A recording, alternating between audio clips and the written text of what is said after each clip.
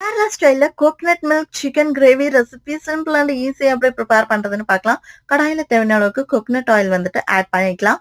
ஃபைனா சாப் பண்ண onion add பண்ணிட்டு, ஜிஞ்சர் கார்லிக் பட்டை கிராம்பு பவுடர் சேர்த்து எடுத்து வச்சிருக்கக்கூடிய பேஸ்ட்டையும் ஆட் பண்ணிட்டு, வெங்காயத்தோட பச்சை மணம் போற அளவுக்கு, இஞ்சி பூண்டோட பச்சை மணம் போற அளவுக்கு நல்லா வந்துட்டு வணக்கி விட்டு எடுத்துக்கணும்.